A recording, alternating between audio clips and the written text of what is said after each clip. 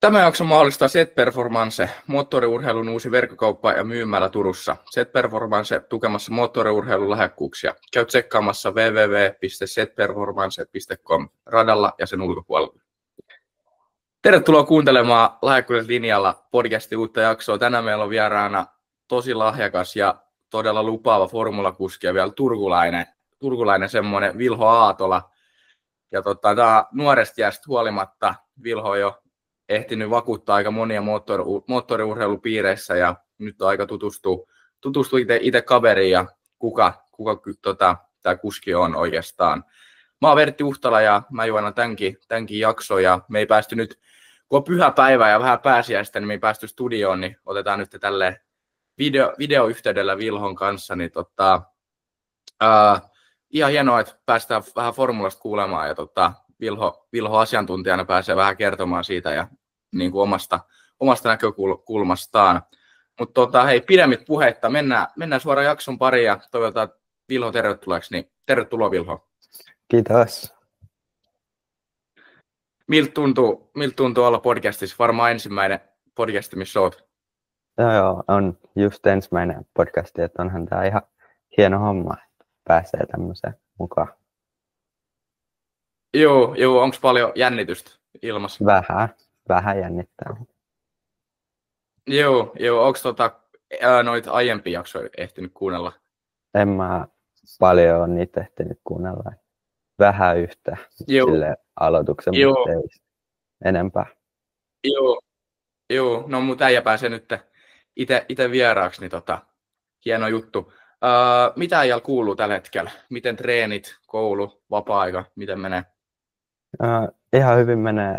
Koulussa on just aika paljon kaikkia kokeja ja töitä. Nyt kun oli vielä just kisareissus viime viikolla, niin siitä vähän sit täytyy tehdä jälkeenpäin kaikkea. Treenit menee ihan hyvin, että on vähän fysiikkatreeniä ja sitten on kestävyystreeniä ja sitten vielä vähän simulaattoritreeniä. Joo, miten paljon on tullut koulussa poissaoloja nyt, kun varmaan katselee uutisitkin näin ja reissaa tuolla Amerikan suunnilla, niin onko paljon poissaoloja koulusta? No, on silleen aika paljon, viime viikko melkein kokonaan ja sitten on ollut muutaman viikon koulussa ja sitten oli taas viikko, niin sitten tulee silleen. Joo, mitä pari lämpökysymystä tähän alkuun, niin mitä jos äijä saisi valita minkä tahansa auto, niin mikä se olisi? Niin kuin päivittäiseen käyttöön vai? Niin, et ei mitään formulaa tai tämmöistä, että vähän joku tämmöinen Porschen tapainen tai joku. No, ehkä joku, niin kuin, mikä se on, Ferrari. Joo. Ferrari F40 tai joku semmoinen. Joo. Miksi just se? Onko se joku juttu, mikä äijä niin kuin kiinnostaa? Mun mielestä se on aika hieno auto ja niin kuin löytyy paljon voimaa ja menee lujaa. Niin, onko se tärkeää, että menee lujaa? Onko se niinku, se on se ykkösjuttu? Joo. Mitä jos pitäisi sanoa top 3, niin autot, mitä äijä haluaisi niinku ajaa, niin mitkä ne olisi? Tämmöisiä niinku katuautoja. Niin, just näin. No just se Ferrari F40, sitten on Porsche 911 ja Pagani Huayra. Joo. Mitä noin kaksi autoa mulle vähän vieraampia, niin millaisia ne on? Siis noi jälkimmäiset. Niin, 2 ja 3. No se on Porsche on ihan perus niin kuin 911 urheiluauto ja sitten toi Pagani, se on vähän niin kuin vielä tehokkaampi ja kokonaan hiilikuidusta tehty. Joo. Miten sun niinku arki eroaa tavallaan, kuitenkin et ole tavallaan silleen, mitä voisi sanoa, tavallaan norminuori, tai silleen, että en niinku, koitin etsiä niinku muita formula-ajajia Turusta, niin en niinku kauheasti löytänyt, niin miten niinku eroako sun arki jotenkin niinku normi niinku ysiluokkalaisen elämästä? No, ei se silleen paljon eroa mun mielestä. Et ainoastaan jos on kisareissa, niin sitten tietty täytyy olla tuo USAn puolella, niin siinä tulee sitten aika paljon matkustamista niin kuin muihin verrattuna. Et kauhean moni ei matkusta yhtä paljon kuin mä. Ja sitten mä näen aika paljon myös paikkoja samaan aikaan. Mikä on ollut hienoin paikka, mitä ei ole ehtinyt näkemään? No, mä tykkäsin tuosta niin kuin Italiassa Soutgarda. Se oli aika kivaa seutua. Joo. Ja hyvää ruokaa. Joo, niin. Italiassa. Italiassa kuitenkin ollaan. Niin. Joo. Niin mennään tuohon matkustamiseen ja noissa kustannuksia vähän myöhemmin, mutta miten frendit on suhtautunut siihen, että äijä ajaa kilpaa? On se varmaan aika siistiä, kun on kaveri, ketä ajaa formula. Mun mielestä ihan hyvin suhtautunut. Ei mitään. Osa haluaisi tulla mukaan, mutta mukaan ei kauhean helposti pääse, kun täytyy lentää niin pitkälle. Onko päästänyt kertaakaan ajaa formula ketään kaveri? Ei. Joo. Ei ole. Kato, kun ne ei ole meidän omia, niin ei kun niin joo. USAssa. Niin joo. Niin kato, että Suomessa ei voi edes ajaa. Että Suomessa ajetaan sitten karttingeilla. Wow. Joo. Otetaan tähän nyt 10 urheilukysymystä, uusi meidän formaatti, niin tässä on vähän erilaisia kysymyksiä. Tässä on muutama mun mielestä sunkin kysymyksiä, tai niin kuin sun lajistakin, niin onko äijä valmis tämmöisen? Joo. Okay. Ensimmäinen kysymys, nyt aloitetaan helpolla, niin kuka voitti vuoden 2022 Formula 1 maailmanmestaruuden? Max Verstappen. Kyllä, helppo sieltä eka, 1/1. Missä kaupungissa pidettiin vuoden 2021 kesäolympialaiset, jotka alun perin oli tarkoitus järjestää vuonna 2020, mutta siirrettiin koronapandemian vuoksi? Nyt on paha. Eikö talviolympialaiset ollut Pekingissä, mutta kesäolympialaiset? En mä kyllä tiedä. Tämä oli Tokio, Japani, tuolta Aasian suunnilta. Joo. Tämä oli kyllä vähän vaikea itsellekin. 1/2. Kolmas kysymys. Mikä joukko voitti vuoden 2020 NBA:n mestaruuden? Eli vähän koripallon puolelta. Koripallo ei ole kyllä yhtään tuttu, mutta mä veikkaan, että noi Lakersit. Se on aivan oikein. Olisin itsekin veikannut, jos en olisi tiennyt. En tiedä kyllä paljon korisjoukkoja, mutta toi on ainoa mitä tiedän. 4. kysymys, 2/3. Kuka on voittanut eniten Grand Slam-turnauksia tenniksessä miesten puolella? Nyt ei ole kyllä yhtään tietoa. Tennistä ei seurattu yhtään. Mitä? Tiedätkö se jotain tennispelaajia? Onko jotain? En mä. Joku veikkaus vaan. Jarkko. Se oli toi Novak Djokovic oli vastaus. 2/4.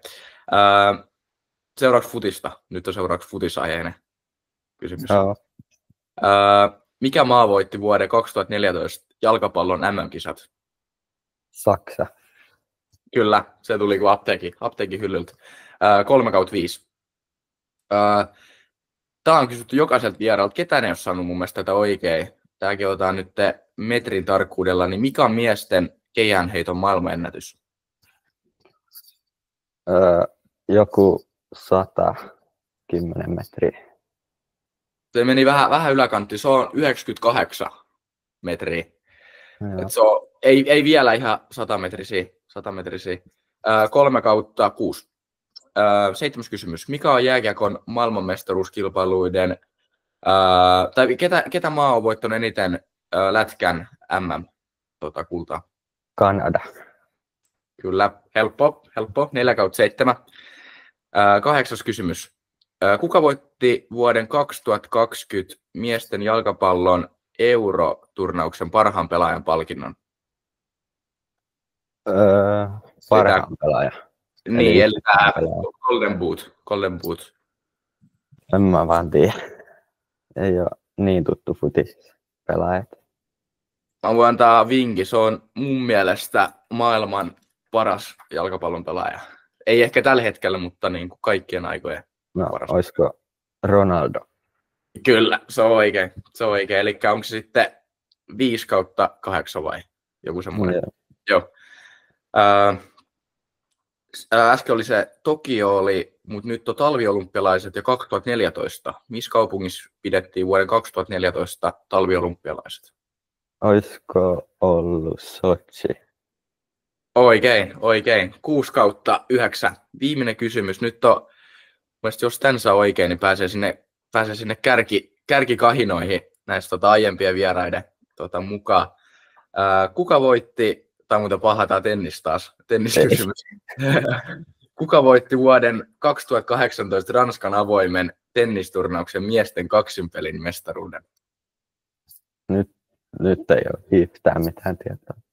Se oli Rafael Nadal. Joo. Jäikö noi tenniskysymykset vähän harmittaa? Joo. Mutta 6/10, se on aika hyvä kuitenkin. Joo.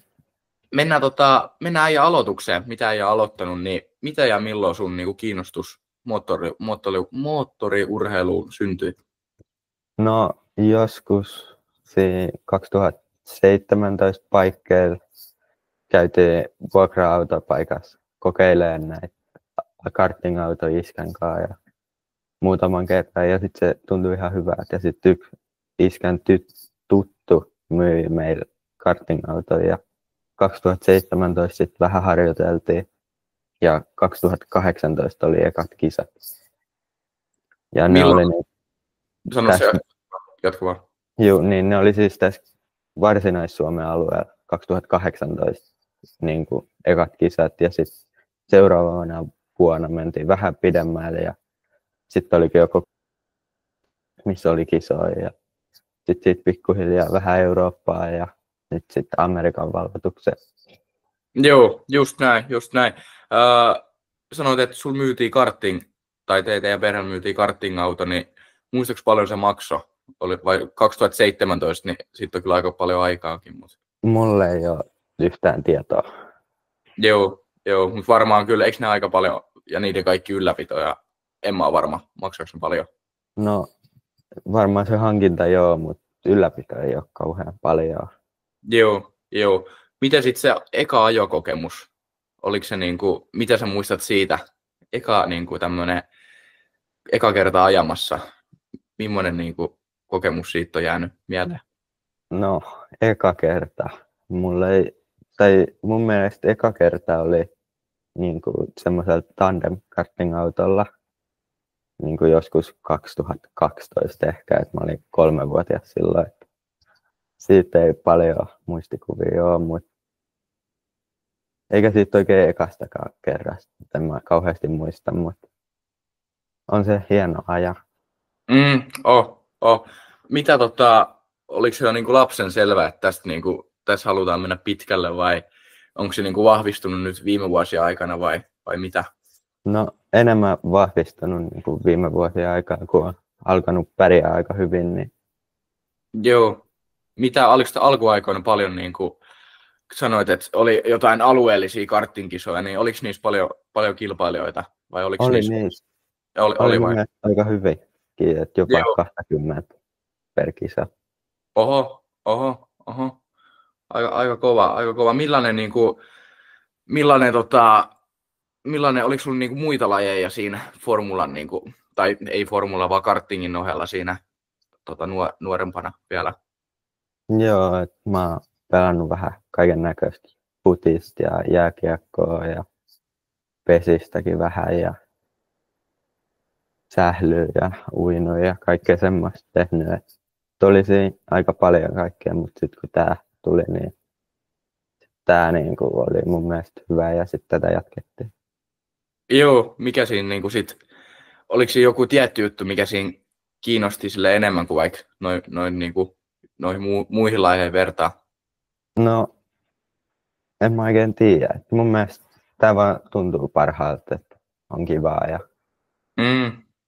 saa niinku itse tehdä ja kiertää iskän kanssa vaikka. Että tää ei ole niinku, sille niinku pelkästään mun harrastus, että tää vaatii niin kuin vanhempia paljon Joo. mukaan reissuilla ja että yksin sinne ei, tai voi lähteä yksin, mutta olisi hyvä, jos olisi joku mukaan. Niin Varsinkin alus. Joo, ja on se ehkä vähän liikaa tämmöisellä, jos itsekin lähtisi nyt jotain Amerikkaa valottaa yksin, niin kyllä se niin kuin tiimi ja läheistä niin kuin tukea tarvii aika paljon. Niin kuin sulki sanoit, että iskä on niin kuin hyvin mukana siinä. Nopea kaupallinen yhteistyö tähän väliin. Hei, mulla on jatkossa näissä jaksoissa Sastan paita päällä. Jos haluat samanlaisen hyvin laadukkaan teepaidan, niin käy ostaa omas sasta.fi. Mutta mennään takaisin jaksopariin. Milloin ne sitten ne muut lajit jäi niin kuin pois tuosta kartingin ohjelta? No aika heti alussa. Mä pelasin viimeiseksi, olisiko ollut futista joskus niin kuin 2017 aloin lopettaa sitä. Joo. Miten niin kuin, oliko se päätös vaikea tehdä vai oliko se niin kuin helppo vai miten se tehtiin se päätös? No mun mielestä oli aika helppo päätös.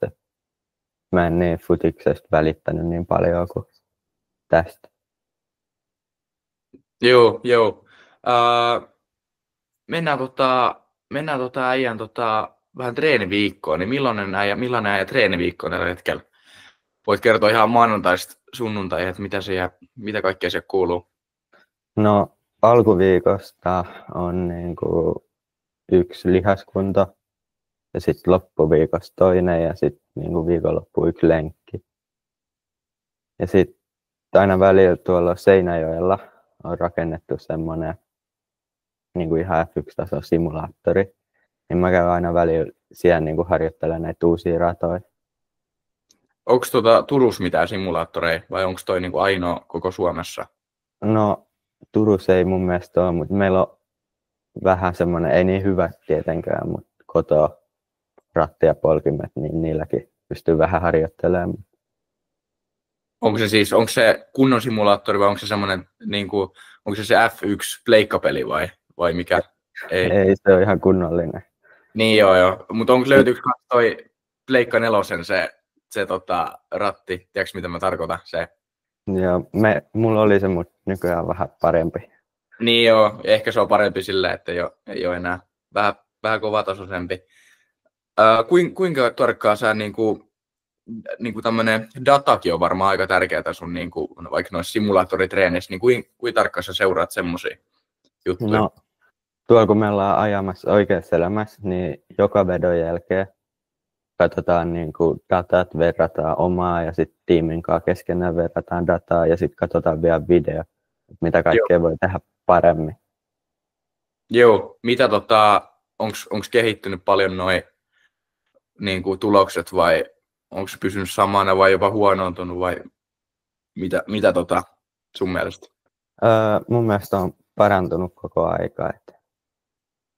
Joo, onko niinku selviä niinku juttuja, missä on kehittynyt vai onko se niinku vähän kaikissa kehittynyt vai mitä? No vähän kaikissa, ettei oikein mitään semmoista tarkkaa tai selvää paikkaa. Joo, pystytkö sanoa jonkun pari ominaisuutta, mitkä on niinku ottanut niinku suuren askeleen eteenpäin? No nyt kun ollaan siirrytty näihin formula-autoihin, niin jarruttaminen on parantunut. Ja sitten ehkä myös se niinku, palautteen anto, että miltä auto tuntuu. Joo. Ja miten sitä voisi tehdä paremmaksi. Niin se. Joo, mitä jarruttaminen, miten sitä seurataan, sen niinku kehittymistä? Siis kun sä meet jarrulla, sun täytyy painaa melkein 100 kiloa sitä. Ja sit sun täytyy mennä just oikeasti nostaa sitä ja sit kun sä alat kääntää, niin sit sun täytyy olla just tietty määrä pois jarrulta, ettei se eturengas mene lukkoon. Joo. miten sitten niinku tämmöinen henkinen kantti, kun sanoit, että fyysinen, että pitää jarrua aika paljon painaa ja varmaan niinku pää pitää aika suorassa koko ajan. Mäkin näen niitä, että vedetään niitä jotain treenejä, että tuosta vetää joku naru ja sitten pitää se pää suorassa. Niin miten sitten niinku henkinen kantti? Onko sä treenannut sitä jotenkin vai tuleeko se luonnostaan? No se tulee enemmän luonnostaan, että tuo radalla kun on, niin siellä täytyy niin kuin tehdä koko aika, olla limitseillä ja niin kuin täytyy olla tasainen, että joka kierros täytyy tehdä sama. Ja sitten kun on muita autoja kisassa, niin sitten sun täytyy päättää, että puolustaksä vai hyökkääksä. Ja sitten missä vaiheessa sä et tee kumpaakaan ja mitä sä ohitat. Että missä vaiheessa on järkevää ohittaa, että häviikö sä siitä enemmän aikaa kuin voitat. Miten sä niin kuin valmistat tuon henkisen puolen kuntoon? Vaikka jotain tärkeät Pohjois-Amerikan kisaa ennen? En mä oikein tiedä. En oikein mitenkään. Teekö se jotain mielikuvaharjoituksia tai jotain? No, iltaisin niin kuin ennen aikaa jo tai kisaa, niin ajelen radan niin kuin täydellisiä kierroksia päässä. Joo. Semmoista. Millainen on, miten täydellinen kierros? Miten se menee? Onko se vaan niin kuin kaikki osuvaa ja sitten sä niin kuin käyt sen niin kuin päässä silleen läpi, että miten se menee? Joo, just sillä. Joo, onko kertaakaan käynyt silleen, että on niin kuin käynyt mielessä läpi vaikka edellisen iltana ja sitten on ihan tavallaan samalla lailla ajanut se niin kuin täydellisesti sitten seuraavan päivän? Aika lähellä on päästy, mutta vielä pientä hommaa seuraavaan kisaan ja sitten ollaan kärjessä. Voiko se ajaa täydellisesti? Onko se mahdotonta? Eikö se tarvitse aika niin kuin kaikkien asioiden niin kuin osua yhteen? No aika lailla just kaikki asiat täytyy olla yhdessä. Et auto täytyy olla just säädöissä ja sitten kelikin vaikuttaa paljon. Et jos on oikein kuuma, niin ne autot ei kulje yhtä kovaa kuin kylmää. Mitä toi keli? Onko se niinku, mikä äijän lempikeli ajaa? No ehkä semmoinen kisassa, että jos on kuivaa ja alkaa sataa kesken kisa, niin että kaikki on kuivien renkaiden kanssa ja sitten onkin sadetta, niin se on aika, silloin mä oon aika vahvoin. Miksi just miksi sä niinku tykkäät just tavallaan sateesta? No silloin täytyy ajaa vähän eri tavalla, kun ei ole niin paljon pitoa. Ja mä oon aika hyvä siinä, niin silloin mä saan niin kuin etua. Pitääkö siinä ajaa niin kuin jotenkin varmemmin vai miten siinä pitää muuttaa sitä ajotyyliä? No, normisti kun on ajolinja, niin siihen tulee koko aika kumia.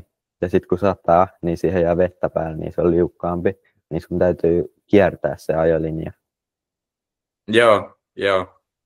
Ja sitten kans ei ole yhtä paljon pitoa. Että jos sä koetat mennä samalla vauhdilla mutkaan, niin sit sä pyörähdät tai...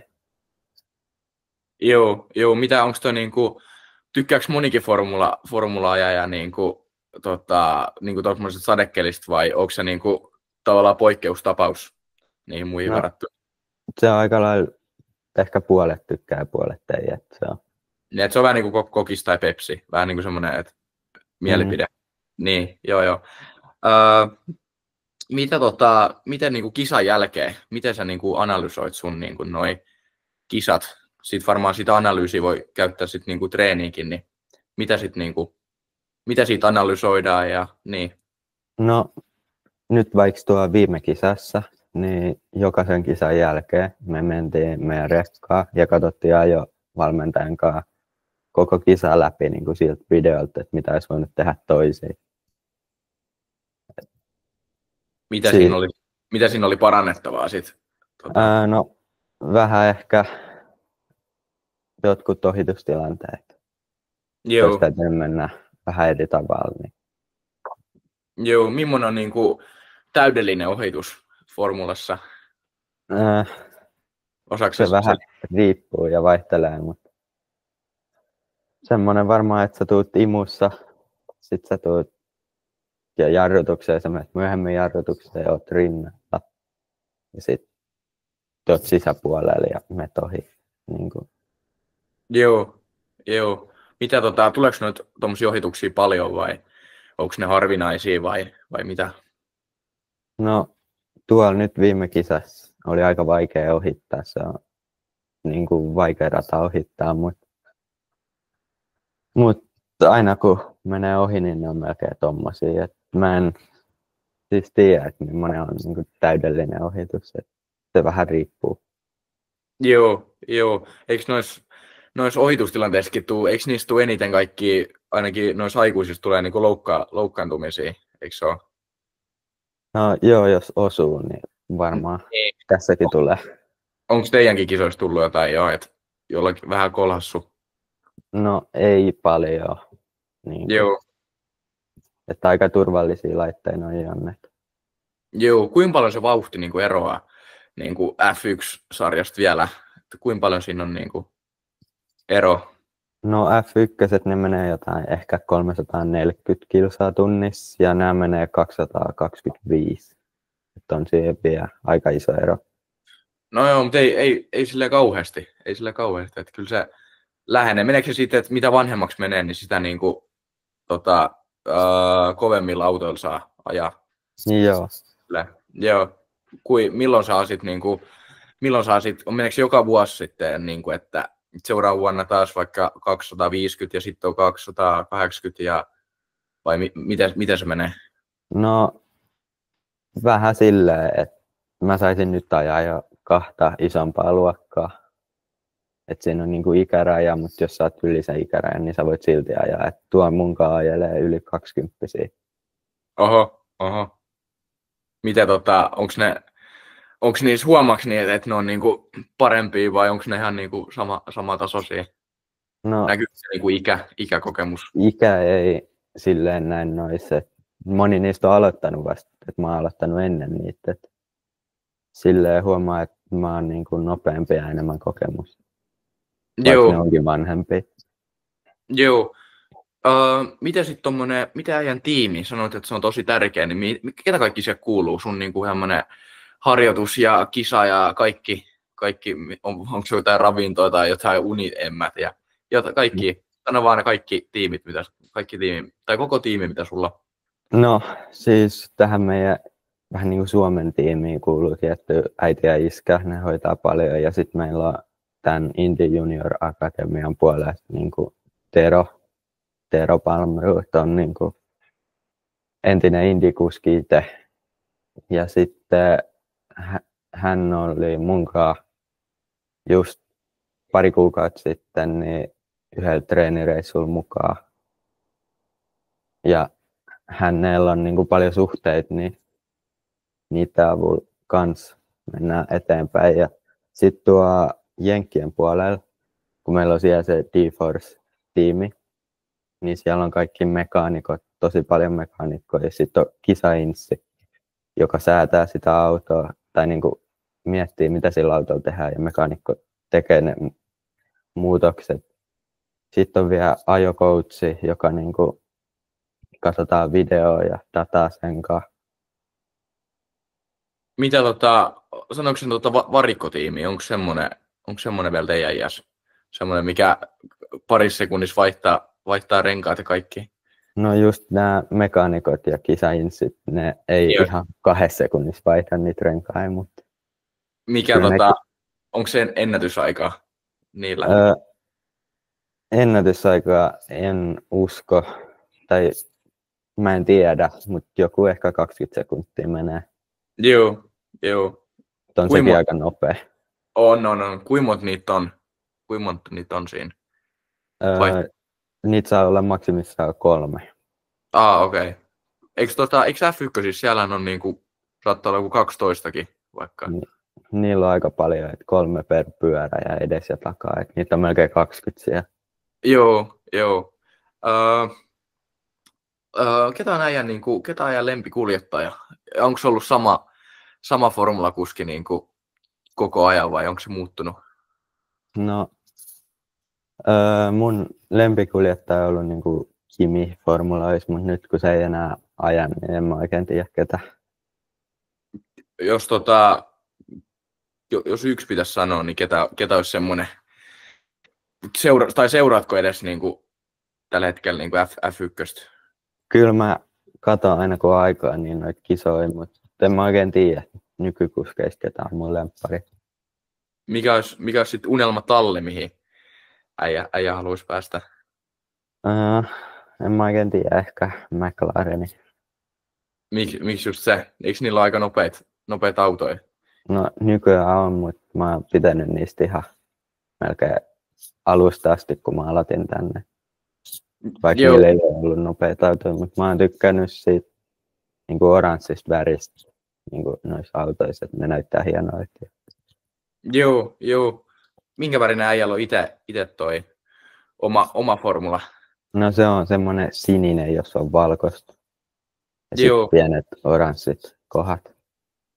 Saiko sä itse päättää se vai tuliko se vaan niinku, päättikö joku muu se? No se on niinku tiimin auto, että niillä on kaikki samanlaisia. Joo. Ne niinku päättää ne. Joo. Otetaan tähän väliin pieni arvonta yhdessä Les Vit liikkuva lakukaupan kanssa, joka tuo makeat herkut suoraan sulle. Miten sä voit osallistua tähän, niin on seuraa Les Vit liikkuva lakukauppa Instagramissa. Ja nyt meidän Instagramissa löytyvä kysymysboksi ja vastaa siellä äsken kysyttyyn kysymykseen, eli kun mä kysyn tämän, kuka Vilhon lempikuljettaja, niin vastaa sieltä Kimi Räikkönen, niin saat mukana arvonnassa. Ja niin, sit valitse oikea vastaus ja silleen saat mukana arvonnassa. Tämä arvonta suoritetaan viikon päästä ja niin, on nopea ja varmista paikkas. Les Vit liikkuva lakukauppa, makeimmat hetket liikkuvat kanssasi. Miten sitten niinku kisaviikko? Miten semmoinen, kun kisaviikko alkaa, ehkä vaikka perjantain kisat, niin onko siinä niinku jännitystä jo alkuviikosta vai tuleeko siitä torstaina vasta niinku jännitys? No kyllä se alkaa ihan vähän pientä jännitystä. Täältä kun Suomesta lähdetään, niin me lähdetään joskus tiistaina lentämään. Sitten se koko tiistai menee lentämiseen. Sitten niinku keskiviikko täytyy niinku vähän totutella aikaeroa. Ja sitten torstai jo ajetaan vähän treeniä, 1-2 vetoa ja perjantai ajetaan sitten 1 veto treeniä ja vähän aikaa jo, 1 aikaa jo silloin ja lauantai 1 aikaa ja toinen aikaa jo siis. Ja 1 kisa ja sitten sunnuntai on vielä 2. ja 3. kisa. Et se on melkein koko viikko. Onko se jo maanantaina se jännitys? Niinku, alkaako se silloin vai milloin? Ehkä vähän silloin, kun pääsee lentokentälle, että nyt niin kuin mennään. Joo. Mikä siinä niin kuin jännittää eniten? Onko siinä jotkut vähän paineet, että nyt pitää onnistua vai mikä siinä on? Ei niin kuin mitään paineita silleen ole. Tämä niin kuin semmoinen peruspieni, että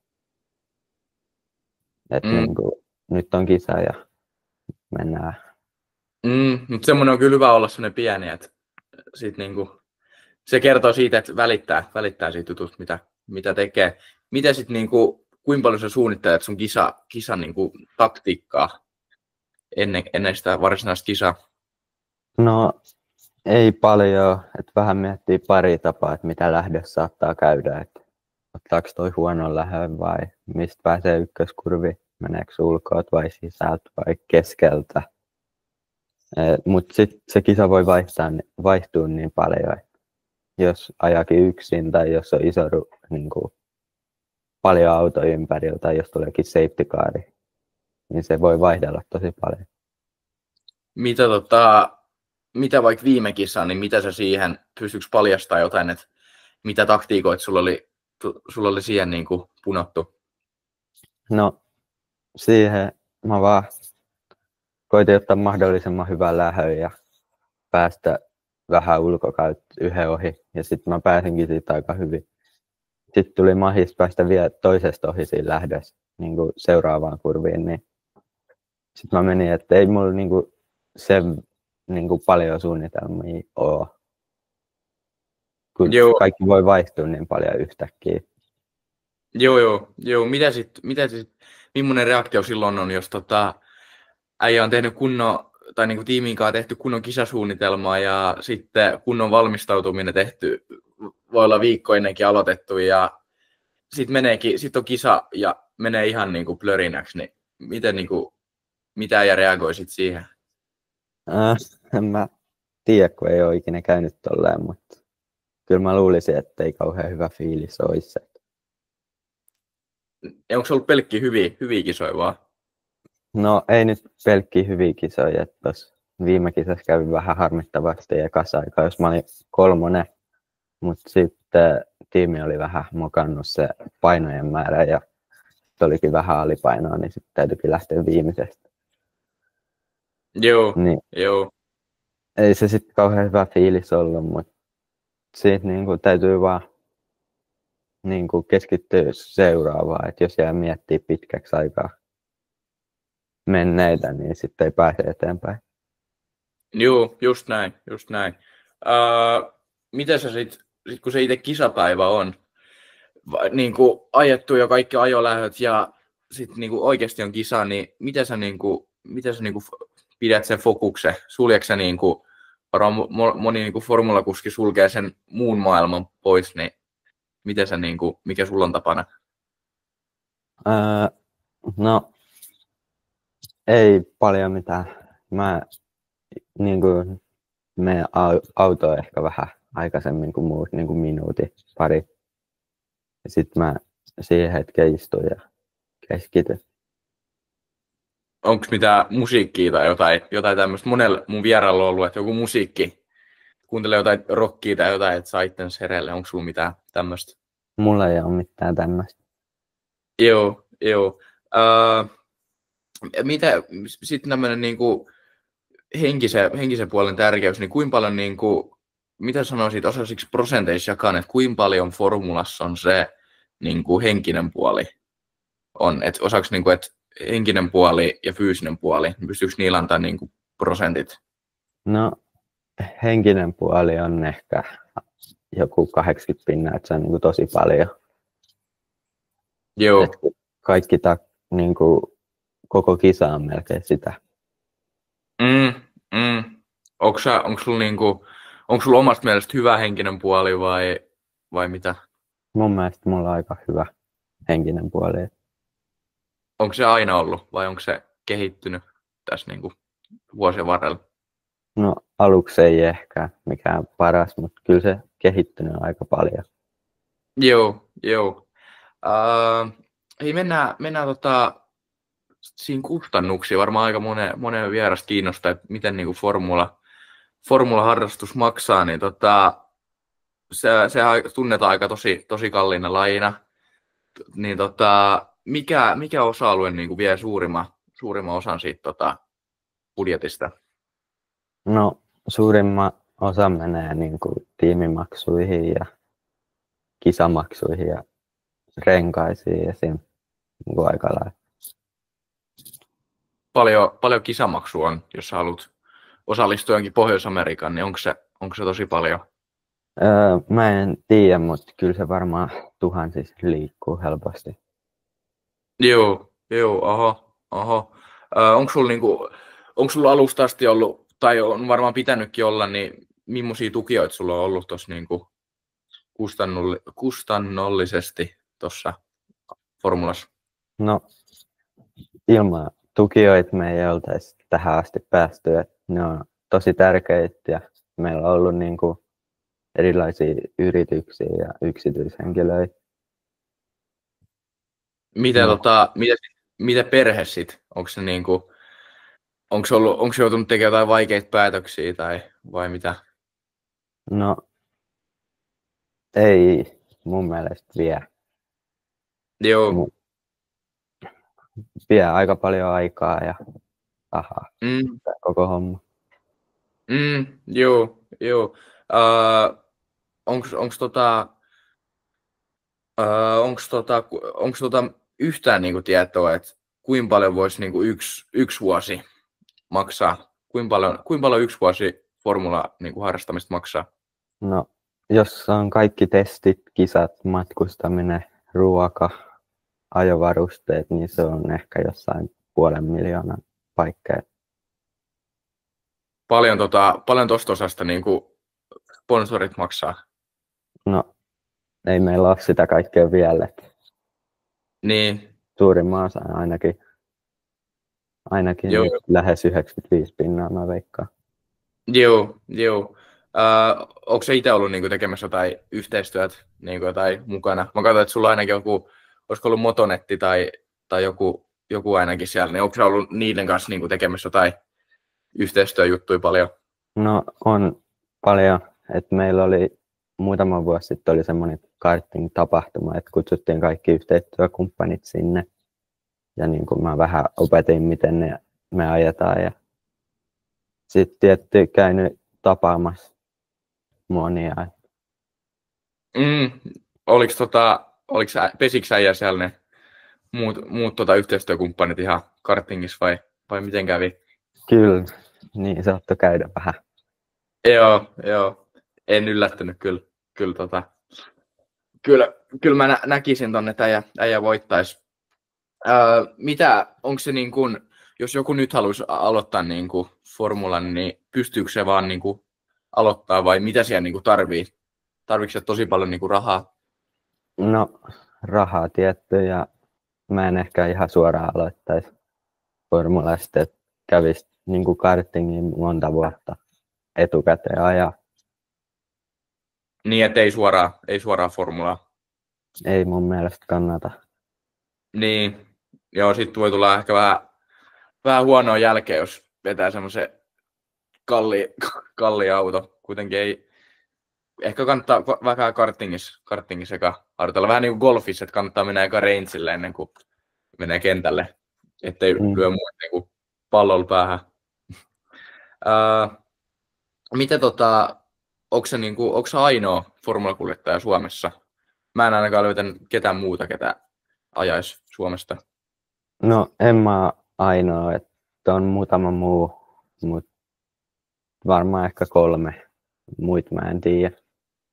Mitä jos sä vertaat niitä 3 muita, niin onko se niinku parhain niistä vai keskikasti vai mitä? No mä en oikein ole varma, että tässä omassa sarjassa mä oon ainoa suomalainen, että siellä menee hyvin. Sitten yksi ajaa F4 niin, ja yksi ajaa F3 tuo Euroopan puolella, niin mä en ole ikinä ajanut niitä vastaan kisaa, että en tiedä. Veikkaan, että aika lailla sama taso. Tai... Ketä se yksi on? Se Tuukka, onko se Tuukka Taponen, tiedätkö sen? Joo. Jos te ottaisitte Tuukan kanssa jonkun kisan, niin kumpi veikkaat, että veisi? Kyllä mä veikkaan, että tällä hetkellä ehkä Tuukka, mutta ehkä 2 vuoden päästä mä. Joo, niin ja eikö Tuukkakin, mun mielestä eikö se ole vähän vanhempikin? Se on kai, onko se 17 vai 18 jo? Niin, että 2 vuotta niin äijää samoissa jopa paremmissa ajoissa. Miten sitten niinku tämmönen, pitääkö formulassa huolta kehoa paljon? Miten sä niinku huolat kehoa? Onko jotain, meneekö siinä pohjajumiin, kun vääntää sitä jarrua? No, joillain ehkä menee, mulle ei mene, mutta täytyy olla varsinkin niskat on aika kovilla.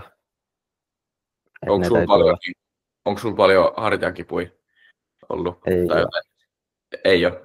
Ei.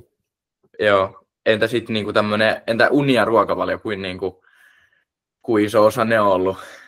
Mitä sä niinku niistä pidät huolen? Ihan normaalisti vaan? Vai? Ihan normaalisti, että ennen kisapäivää vaan ajoissa nukkuu, että on kuitenkin aika aikaisia aamuja.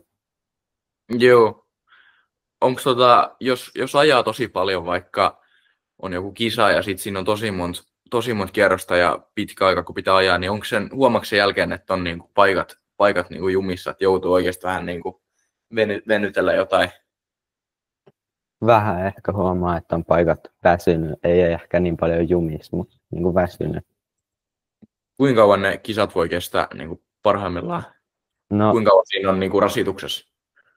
Noi oli aika lyhyt tuolle, että 12 kierrosta, mutta siinä on maksimiraja 45 minuuttia. Joo. Paljon suunnilleen 12 kierrokseen menee aikaa. Jos minuutti 40 on yksi kierros, niin Paljon sulla meni, tai mikä sun aika oli? siis mun paras aika yhdellä kierroksella oli niinku 1:3.83.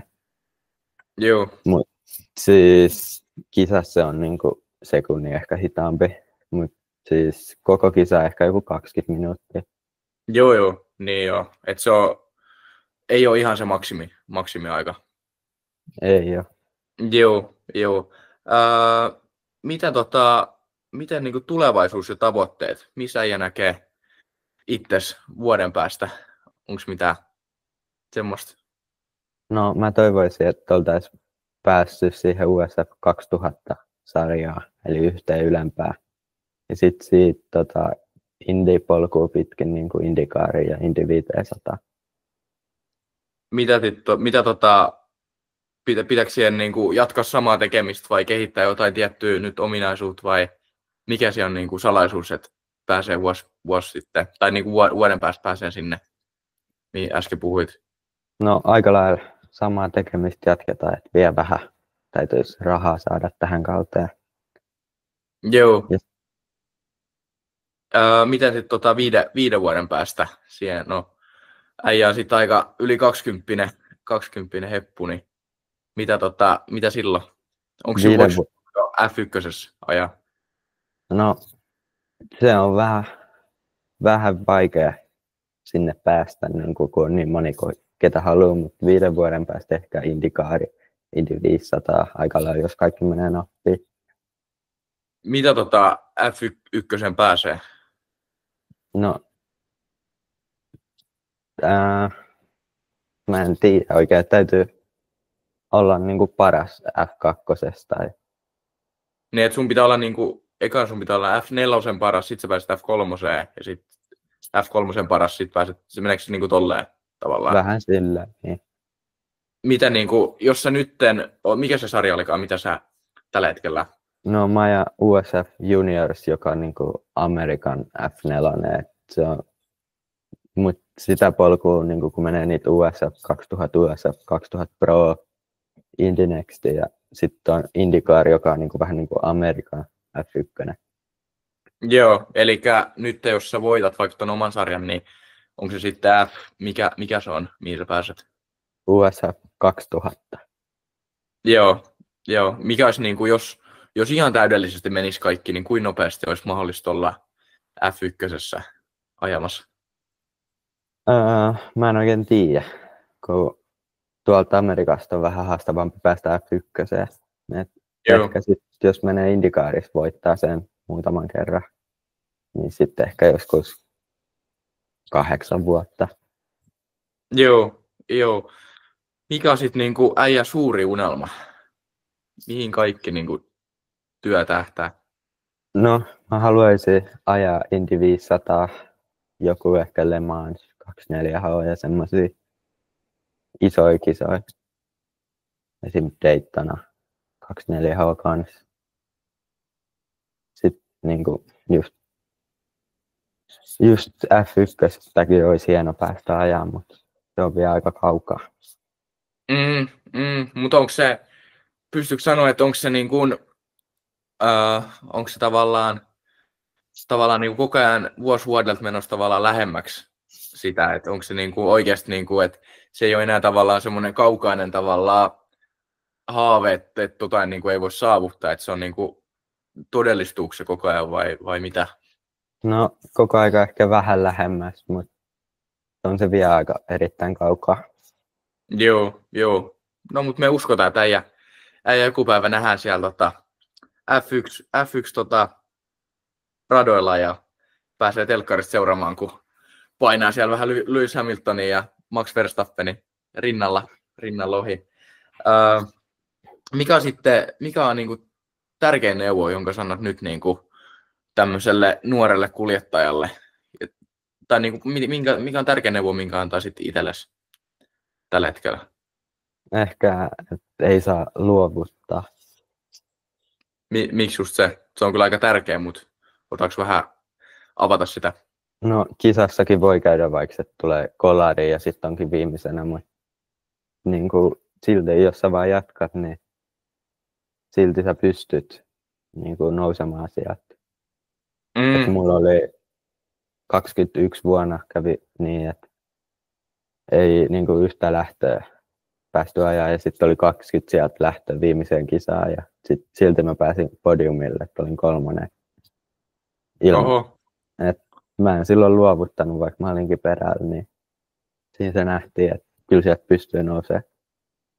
Miten sä nyt niinku nousit sieltä? Oliko se niinku aika monta ohitusta joutuu tekemään, jos sieltä nousee podiumille, niin miten se meni? No järkevät ohitukset, niin kuin, että niissä ei jäänyt liikaa aikaa. Sitten oli hyvä, että kärki vähän taisteli, niin ne ei päässyt karkuun. Joo, ja sitten sieltä tuli, oliko se jopa kulta vai ei ollut ihan kulta vai mitä? Oli 3. sija. Joo, no mutta podiumilla ei kuitenkin aika kova kuitenkin. Tää jakso alkaa lähenee loppua. Mä itse asiassa otan nyt tämmöisen uuden kysymyksen, niin ketä äijä toivoisi seuraavaksi vieraaksi? Jos pitäisi joku turkulainen urheilija sanoa, niin tuleeko tämmöistä mieleen? Ei nyt ihan heti tuu mieleen, mutta kyllä mä uskon, että sä varmasti jonkun löydät vielä tähän seuraavaan. Joo, kyllä mä löydän. Tämä jakso alkaa olemaan siinä. Kiitos Vilho, että tulit mukaan. Oli supersiistiä kuulla sun vähän tarinaa formulasta ja moni kuuntelija ja itsekin sai aika inspiroivaa tarinaa. Niin kiitos kun äijä pääsi tänne.